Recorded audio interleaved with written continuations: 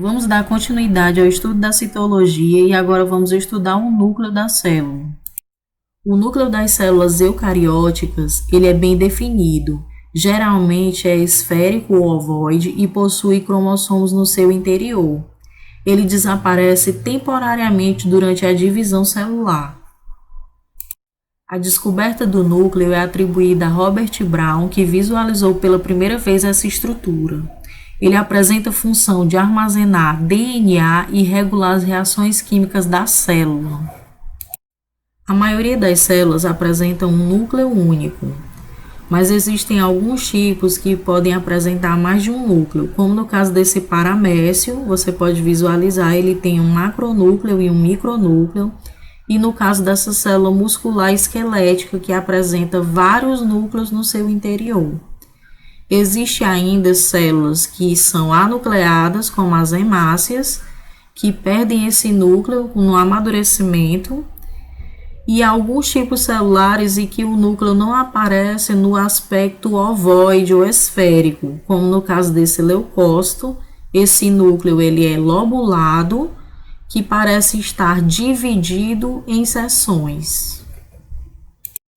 As células apresentam um ciclo celular ou duração de vida que vai desde o seu surgimento, passando por diversas etapas, até o momento em que ocorre a divisão da célula. O período de vida da célula que antecede a divisão celular é denominado intérfase. A intérfase ela é dividida em 3 momentos, G1, S e G2. Em G1, o DNA da célula não passou por um processo de duplicação. S é o momento de duplicação do DNA. G2 é o período pós-duplicação do DNA. Depois da intérfase, a célula inicia o processo de divisão celular. A divisão celular pode ser do tipo mitótica ou do tipo meiótica, ou seja, a célula irá se dividir por um processo do tipo mitose ou do tipo meiose. Devemos compreender um pouco mais sobre a estrutura do núcleo e seus componentes para entender as fases do ciclo celular. Os principais componentes do núcleo são a carioteca, que é o envoltório nuclear, a cromatina, o material genético contido no seu interior, o nucleolo, que é um agregado de RNA ribossômico com proteínas, e o nucleoplasma, que é o fluido que está no interior da carioteca. A carioteca é um envoltório constituído por 2 membranas lipoproteicas, uma membrana interna e uma membrana externa. Essas membranas apresentam poros, que são os poros nucleares, e observando um pouco mais de perto, podemos verificar a lâmina nuclear. É na lâmina nuclear que há filamentos proteicos que servem de pontos de ancoragem para os cromossomos. Os poros possibilitam a troca de substâncias entre o citoplasma e o núcleo, e mantém o conteúdo nuclear diferenciado do citosol. Se fôssemos abrir a carioteca ou realizar um corte para observar as estruturas no seu interior, iríamos identificar que há algumas estruturas mergulhadas na cariolinfa ou nucleoplasma, que é uma solução aquosa incolor que envolve a cromatina e os nucleolos. Essa cariolinfa é constituída principalmente por água e íons, moléculas de ATP, nucleotídeos e diversas enzimas. Verifique nessa imagem que temos uma célula com um núcleo esférico no seu interior.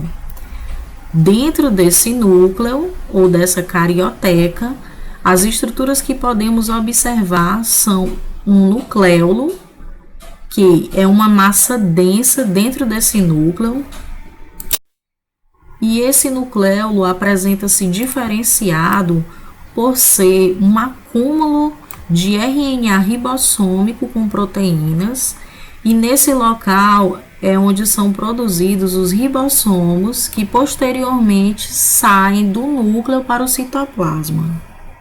A cromatina é o material genético em si.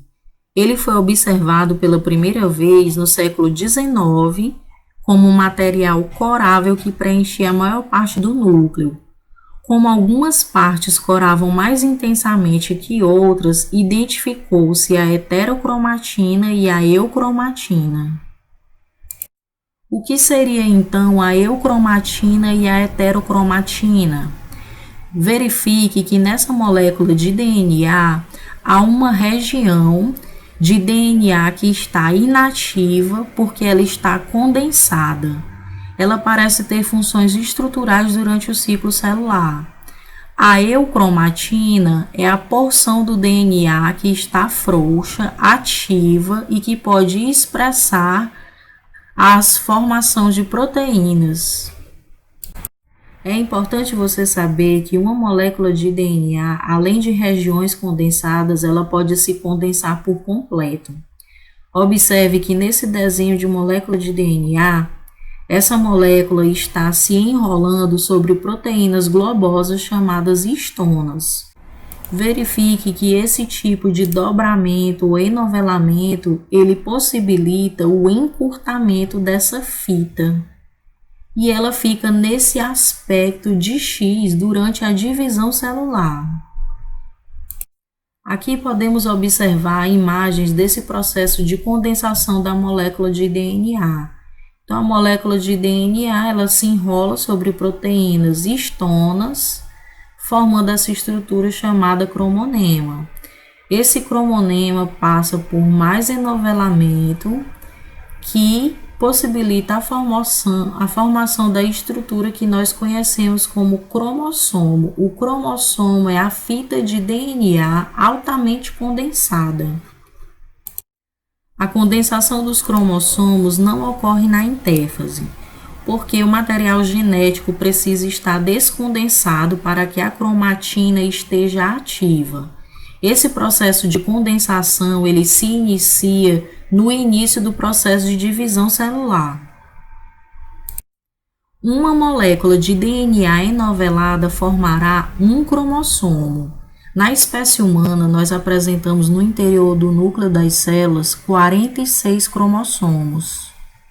Aqui nós temos um cromossomo que, pelo processo de duplicação, apresenta uma cópia de si mesmo. Cada uma dessas cópias recebe o nome de cromátide ou cromátides irmãs. Essas cromátides estão ligadas pelo centrômero, que é uma região de constrição ou de estrangulamento.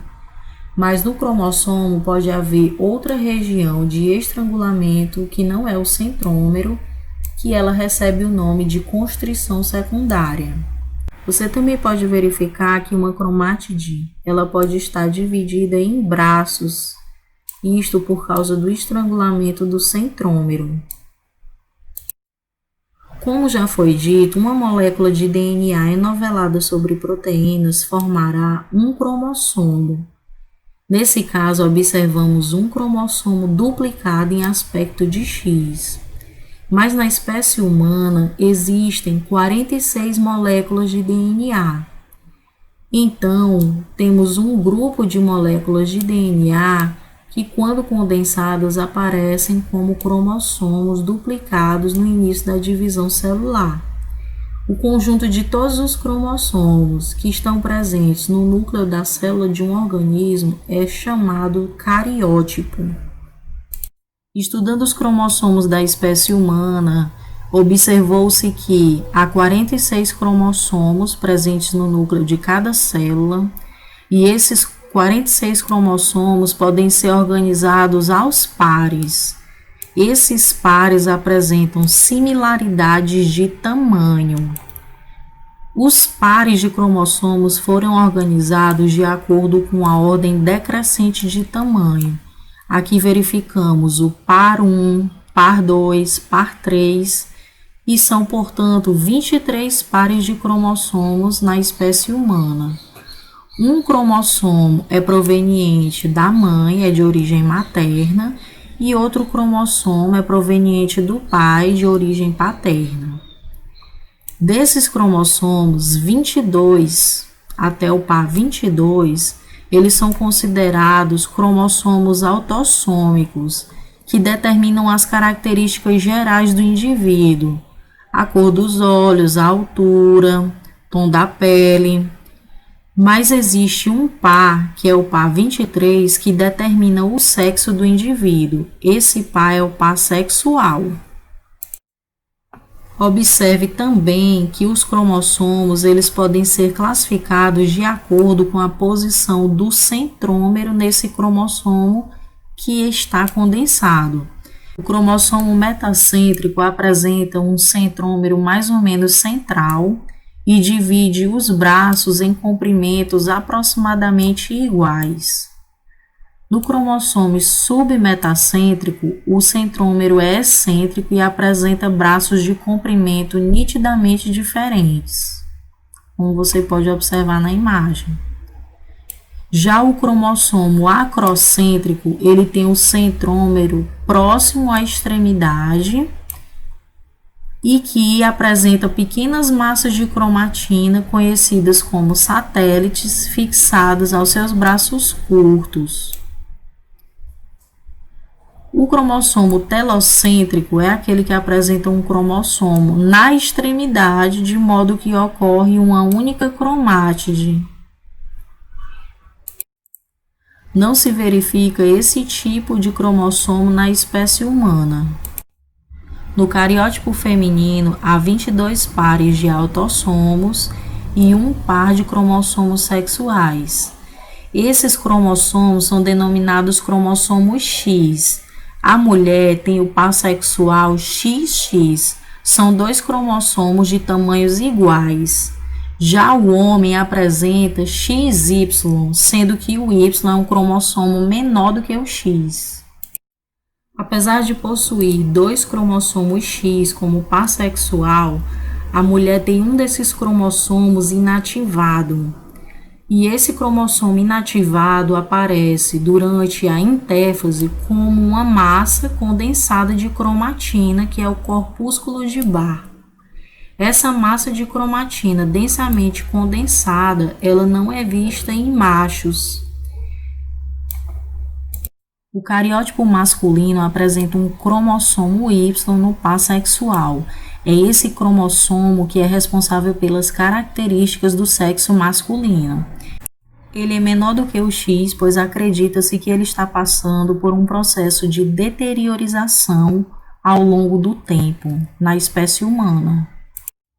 Uma vez que os pares de cromossomos das nossas células são provenientes um de origem paterna e um de origem materna, note que a determinação do sexo na espécie humana é dada pelo cromossomo que estará presente no espermatozoide.